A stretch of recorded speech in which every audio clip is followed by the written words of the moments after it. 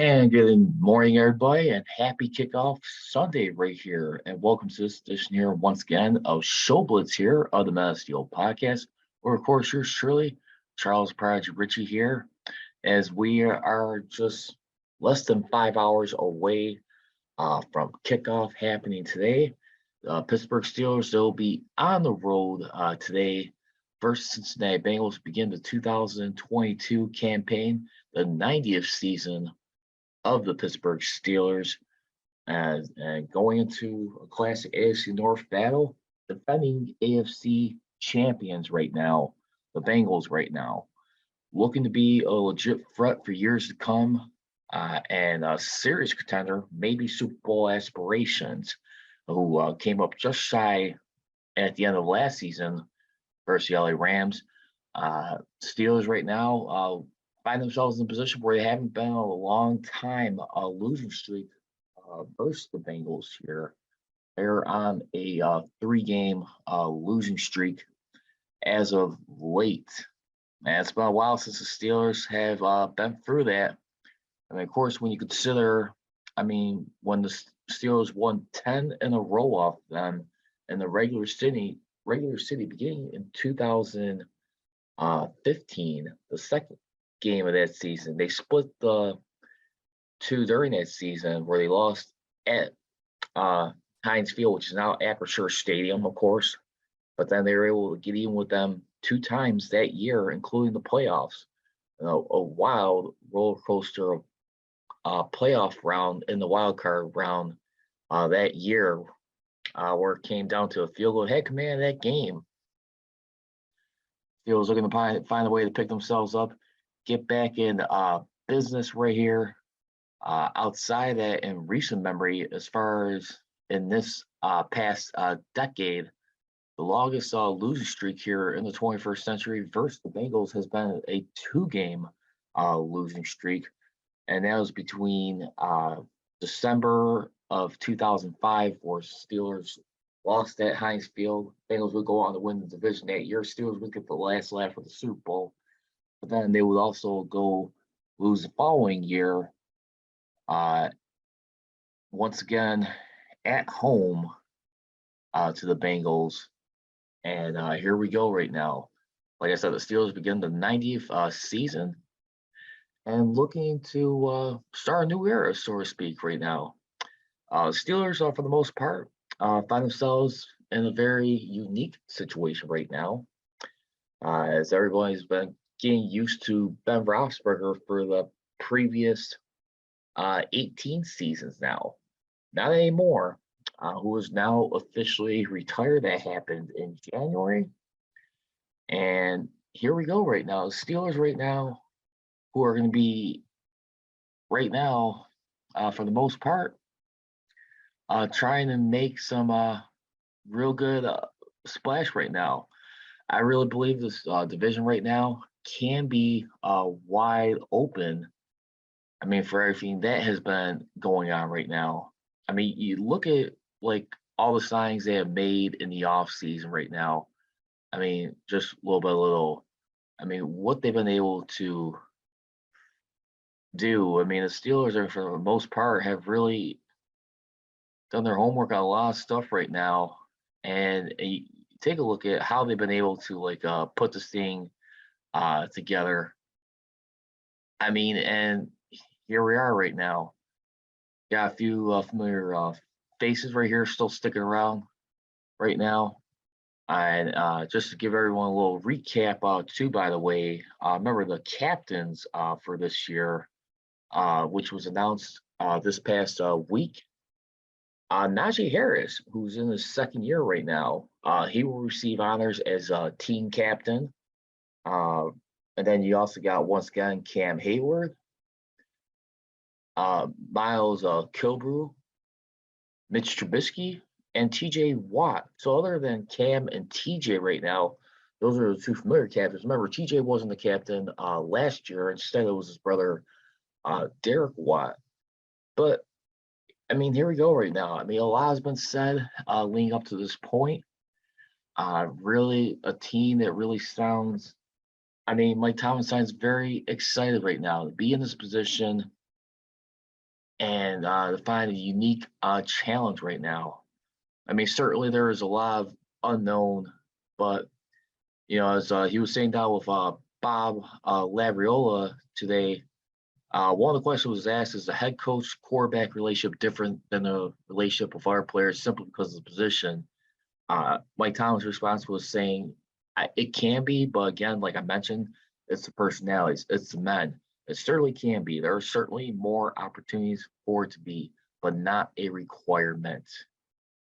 And yeah, I love that answer right there. I mean, Mike Tomlin definitely loves a challenge right now. I mean, it is going to be a little bit naked without Ben Roethlisberger here. I mean, it's a unique situation. Like I said, they haven't found themselves in a long time. But I do believe right now, I mean, the bottom line is this. The Steelers right now, they need to get back to find a way to control the run. I mean, Najee Harris, I mean, if you think about it too, he was the Steelers' first 1,000-yard rusher since Le'Veon Bell, which was last done in 2017 right there. I mean, last year, I mean, Najee Harris, I mean, for the most part, I mean, last year, had an incredible rookie season.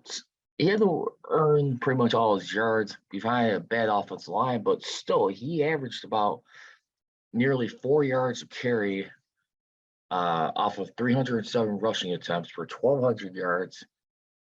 And he also caught 74 catches for 467 yards, finishing the season solid. 381 total touches for 1,667 yards, 10 touchdowns. He had 3 receiving touchdowns and 7 touchdowns on the ground to get into the end zone, which is very impressive, by the way. Hey, you look at that right there. I mean, you gotta believe right now, Mike Tomlin officially recognizes him as one of the faces of this team, and congratulations to him, by the way. And then you just saw like a lot of stuff. I mean, the roster cuts that happened. I mean, this past week, shortly after Labor Day, basically, I mean, going into this season right now, I mean, on the 53-man roster, a few interesting names that they had on here. I thought Anthony McFarland, who had a pretty good preseason game, versus I want to say it was the Seahawks, which was first game right there, which was the opener of the preseason, which we saw back on August 13th. I mean, I was a little disappointed he had to be let go, but still, I mean, when you look at the running back depth chart on here, Harris, of course, is a feature back. Then you got number 30, Jalen Warren right here, who's right behind it. And Benny Snell drops down to the number 3 spot right now. So I wonder how much significant that means for his future going forward. Remember, they drafted him last year. They drafted Benny Snell, let's see, back in 2019. He was drafted in the 4th round, 122nd overall. Not a bad position right there to be in. But still, when you look at where he was last year on this running back depth chart right here, he was the number 2 guy behind Najee Harris. That was Kalen Balaj right now. But Warren right now, we'll see what he can do right now. That's gonna be the thing right there. I think Najee Harris right now, I think Tomlin believes he is the future of this team, one of the future faces, and just very impressive to see him get that nod right there as far as being a leader on here. Then you also look at some of the other roster decisions they had to make on here too. I mean, forming this 53-man roster.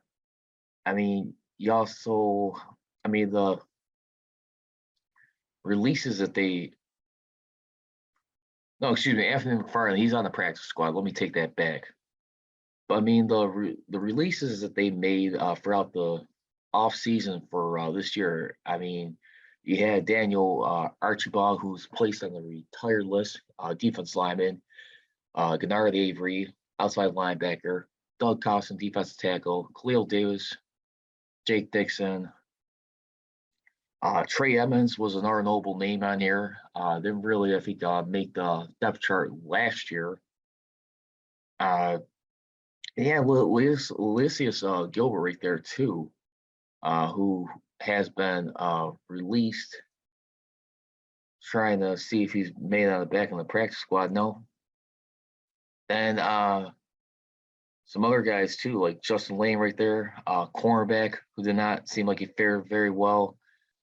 He was selected in 2019. He was drafted in 2019. Let's not forget Henry Mondu, defensive end. He seems to be a very familiar face that pops back on. Not this time. And then Chris Oladokun right here. I mean, that's the one that's a little puzzling right there. The very last pick they had in this year's draft doesn't even make the team. Yellow, he's not on the practice squad, but I think he will be considered down the road for the most part. But anyway, speaking of Harris, let's go another famous Harris, legendary Pro Football Hall of Fame running back, four-time Super Bowl champion, the one and only Franco Harris, who will become the third Steeler in franchise history to have his number retired going into this season, which will be on December 24th of this year when they will be hosting the one and only Raiders. It'll be the official 50-year anniversary of the Immaculate Reception right there. I mean, how about that? I mean, right there. I mean, you look at that right there. Only fitting to be doing it against that team. I mean, the Raiders. And we'll see how they do significantly as time goes on. But truly an awesome honor right there. The shoe, I think, fits right there if you look at it. I mean, it's just been an amazing run right there for this team. I mean, a guy who's made 9 Pro Bowls, only an All Pro just once. I mean, still, I mean, he made in the class of 1990 back in Canton, Ohio. But I mean, look at the Steelers right there. Like I said, they only had like 3 notable, 2 other people retired. You had the Ernie Stautner right there, who played both defensive end and defensive tackle throughout his career. And of course, Mean Joe Green, who played 13 seasons right here with defensive tackle. Of course, one of the true foundational pieces for this team before everything got kick-started, before they started having their luck with, Terry Bradshaw, who become their next number one, who becomes their next pick later on. But still, I mean, it was just, when you look at everything, this team right now, what they mean, for him to have this honor bestowed upon him, I mean, it just speaks volumes right here. I mean, look at all that right there. I mean, for him to have his number retired, capping the Immaculate Reception after all these years. I mean, 50 years right here. I mean, just think how he just caught a deflected pass from Terry Bradshaw right there. And it was just like still to this day, I mean, if it hit a Steeler twice, and just a significant controversy from the Raiders' perspective, they call it the Immaculate Deception.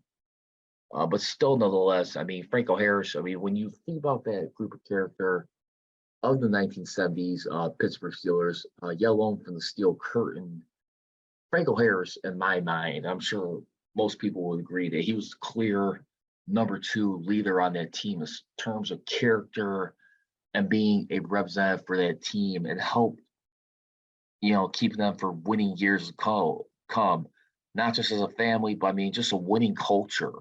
I mean, the Steelers for nearly 4 years were the level losers of football up until that time.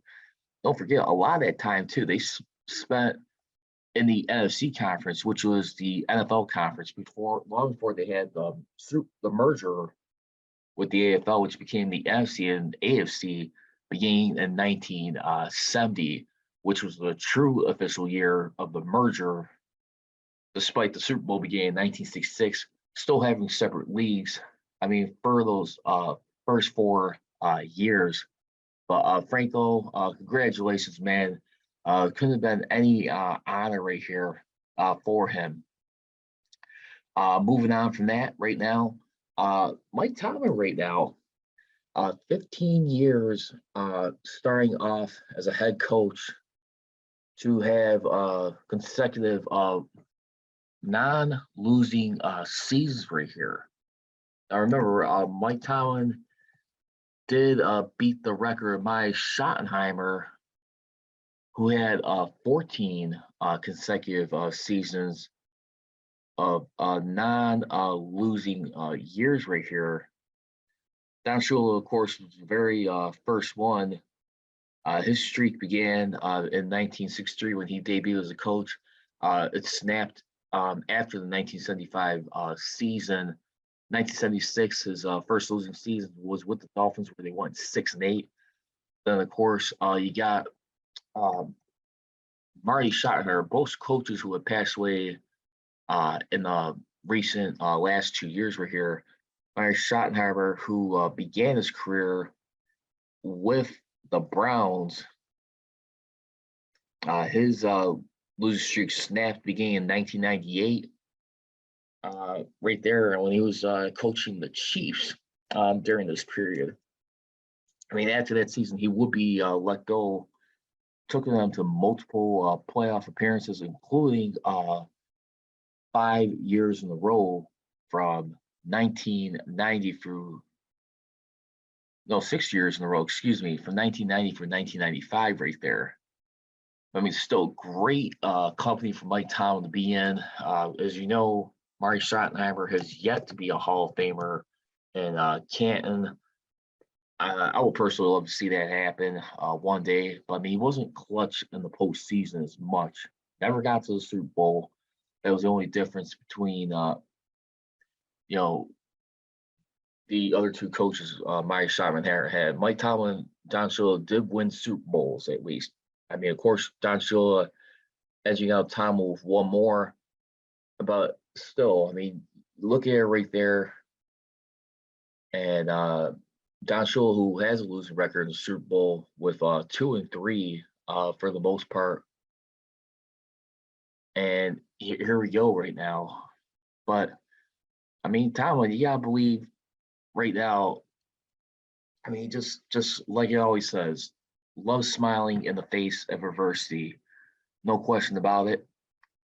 One of the things he was mentioning throughout his presser this week, he expects Alex Highsmith to be ready for this week's game.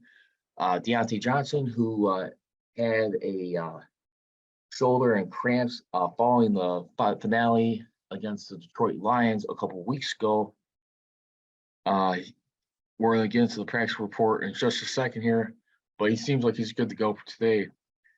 Steelers PR man Burt Lawton announced this past Friday on September the 9th that the team will be honoring their late teammate Dwayne Haskins.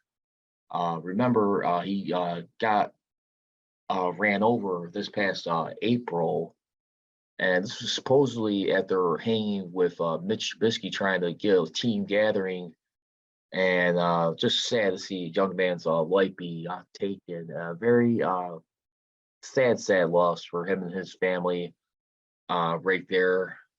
True character right there, who was given another chance to try and rebuild his career. He had some struggles along the way, but at the same time, who he was as a man, as a person, very well respected, had very great work ethic, in my opinion. First round pick. Just sad to see a young man go way too soon on that. So continue to keep him and his family in prayers right there. But as for the injury report going into it right now, everyone was a full participant on Friday, despite wide receiver Deontay Johnson shoulder and cramps, right tackle Chukwuma Okorafor of the Bengals, of the Steelers, excuse me, right tackle. But other than that, everyone seemed to be participating right now.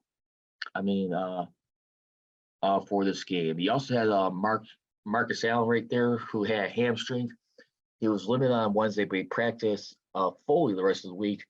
Deontay Johnson didn't have full practice until Friday. Wednesday and Thursday, he was limited throughout. Duke's core four, he only missed 1 day of practice on Thursday. I mean, that was where he did not practice, but he was fully participating on Friday. Bengals right now, they listed no starters right there on the injury report this past week. However, they did have four listed, three out of their four, which were backup tight ends. Devin CSE dealing with a quad injury. He did not practice all week. He is ruled out of this game. You also got Mitchell Wilcox dealing with an ankle injury. He was limited through Thursday, practice on Friday. He is questionable for today's game. We also had Drew Sample, not really much of a big deal. He was full participant all week, despite dealing with a knee injury. No game stats on that, so he seems like he's got the green light for today's game. And then you got one last receiver who's the second player on this list who is also questionable. His name is Trent Taylor, dealing with a hamstring. He was limited. He didn't appear on the injury report until Thursday and Friday, right here. So there you have it. Steelers so far clean bill of health. We'll see how Deontay Johnson, how he continues to react today. Don't think he's going to be a big question mark going into this. I mean, this is a guy who's been struggling. I mean, like, hanging on to the ball, dropping a lot of passes. Biggest criticism right here. I mean, when you think about it, I mean, Deontay Johnson, who was able to get a very fair deal, by the way. I mean, this year in the offseason, back on August 4th, agreed to a 2-year extension, basically 2 more years past his rookie year, which would be after this year, of course, and where he signed a sweet deal here. But, I mean, it was good for him right here. He is going to be charged, I mean, for the cap number. He's going to be, this year, he's going to have over $7.61 million, 16.3 in 2023, and 15.8 in his foul year. So, like I said, Deontay Johnson, if he didn't have all the drops, I mean, what he did with from his targets, he'd have more money, in my opinion. All the drops he had, I think it definitely robbed him royally. But I mean, at the same time, when you look at this, my thoughts, I didn't get really a chance to share my thoughts on this much, but I really feel like it's a win-win. It's nothing he had to lock him up for something significantly where they had to have their arms and hands tied to him for a significant time. But at the same time, too, I mean, this is a guy, too. I mean, you give him fairly decent market value. He's not necessarily one of the top paid receivers, but I mean, he's still like in that category around top 10, top 15, I want to say. So, I mean, that is pretty significant right here. I mean, when you look at the receiver position right here, I mean, you look at annual paid, or let's just look at like a total value. But no, I mean, like I said, total value, I mean, he's not top 10. But as far as annual paid per year,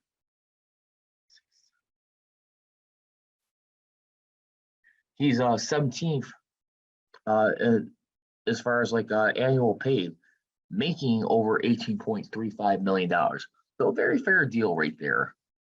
I mean, of course, I mean, he's not on the level of like, say, like a Troy Kill, Devontae Adams, DeAndre Hopkins, Cooper Kupp, or AJ Brown. I mean, clearly.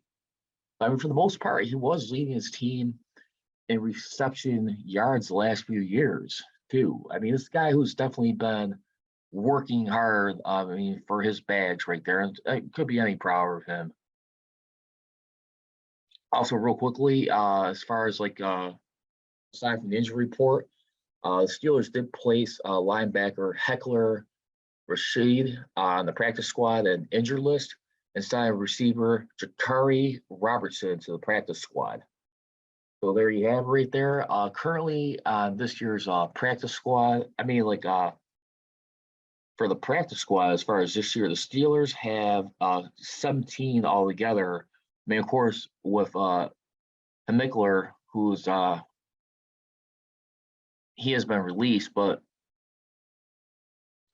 no, excuse me, they have 16 right now. And then as far as like the reserve and injured list right now, they've got 7 technically when you add Hemickler on here. The others, they got Kelvin Austin the third right here, wide receiver, Carl Joseph, safety, Demonte Kazi, safety, Jeremy Nichols, running back, Anthony Miller, receiver, Carlos Patel, defense back. Let's go ahead and wrap this thing up. Keys to the game for a Steelers win, hopefully, today. Number 1, control and stop the run. The Bengals have outgained the Steelers in their last 3 games, beginning with that losing streak back on December 21st on Monday Night Football was when the losing streak began. They have outgained the Steelers by 240 yards, 380 yards for the Bengals, 140 yards for the Steelers right there. And remember, Joe Mixon didn't merge into the scene, getting a bulk of those rushing yards. He had 255 of those yards last season he was responsible for. I mean, when you look at, just to show you how significant it was, who averaged like about 5.5 yards per attempt off of 46 attempts. That is going to be very key right there. I mean, Steelers right there. I mean, Bengals run defense did a good job neutralizing Najee Harris and pulling a lot of issues right there, forced turnovers, which leads me to key number 2, turnover ratios. Steelers have been -6 in that 3-game losing streak right there. 7-16 from the previous long tenured quarterback and soon to be Hall of Famer Ben Roethlisberger. 5 interceptions, 2 lost fumbles of that right there. So he's responsible for those 7 turnovers right there. If they can find a way to keep the ball clean right there and win that turnover battle right there, force some interceptions. I mean, right there, big key would be trying to find a way to neutralize Jamar Chase. To be easier said than done. Key number 3, pass protection. One-on-one matchup I'll be looking for today would be Chukwuma Okorafor, who is the right tackle for this year's team. He'll be going up against, let's see, for the Bengals right here, going into this game.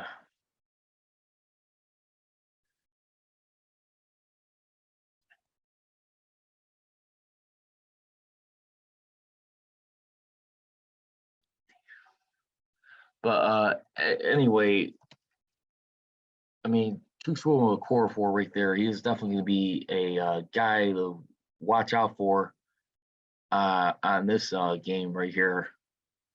When you look at pass protection, the guy that he'll be going up against, basically he'll be going up against, it looks like the matchup I want to say is going to be their defensive end, Trey Hendrickson right there.